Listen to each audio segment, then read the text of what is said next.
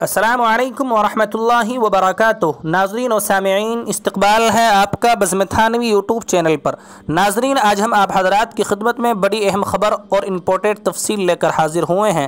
جیسا کہ آپ نے ابھی تھمبنیل ہی پر پڑھ لیا ہے کہ واقعہ شق القمر جب زمانہ نبوت میں پیش آیا تو اس وقت جب چاند کے دو ٹکڑے ہوئے تو ہندوستان کے راجہ مہاراجہ نے جب اپنی آنکھوں سے اس کو دیکھا تو اس پر کیا تبصرہ کیا اور کیا تأثر دیا، یہ آپ کے سامنے تفصیل سے ہم بیان کرنے والے ہیں۔ اس سے قبل یہ بات جان لیجئے کہ واقعہ شق القمر کیا ہے۔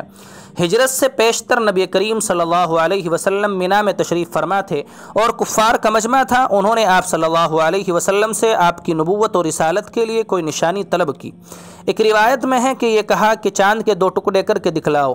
یہ واقعہ ایک چاندنی رات کا ہے۔ حق تعالیٰ نے یہ کھلا ہوا معجزہ دکھلا دیا کہ اچانک چاند پھٹ کر دو ٹکڑے ہو گیا اور ایک ٹکڑا مشرق کی طرف چلا گیا اور دوسرا مغرب کی طرف، اور دونوں ٹکڑوں کے درمیان میں پہاڑ حائل نظر آنے لگا۔ رسول اللہ صلی اللہ علیہ وسلم نے حاضرین سے فرمایا کہ دیکھو اور شہادت دو۔ جب سب نے خوب اچھی طرح دیکھ لیا تو دونوں ٹکڑے آپس میں مل گئے۔ کفار کہنے لگے کہ محمد نے ہم پر جادو کر دیا ہے، مگر محمد صلی اللہ علیہ وسلم سارے جہاں پر جادو نہیں کر سکتے، لہذا اطراف ملک سے آنے والے لوگوں کا انتظار کرو، وہ کیا کہتے ہیں۔ چنانچہ تمام اطراف سے آنے والے مسافروں سے ان لوگوں نے تحقیق کی تو سب نے چاند کے دو ٹکڑے ہونے کا اعتراف کیا۔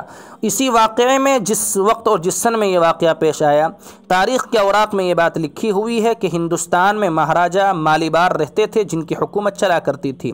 مہاراجہ مالیبار نے یہ واقعہ بچشم خود اپنی آنکھوں سے دیکھا ہے اور یہی واقعہ ان کے اسلام لانے کا سبب بھی بنا ہے۔ اس واقعہ کو دیکھ کر وہ اسلام میں داخل ہو گئے تھے اور اللہ تبارک و تعالیٰ کی وحدانیت اور ربوبیت کو اور اللہ کے نبی کی نبوت کو ماننے لگے تھے۔ اگر آپ کو یہ خبر اچھی لگی ہو تو ہمارے چینل کو سبسکرائب ضرور کریں اور اس کو خوب سے خوب زیادہ شیئر کریں۔ والسلام علیکم ورحمۃ اللہ۔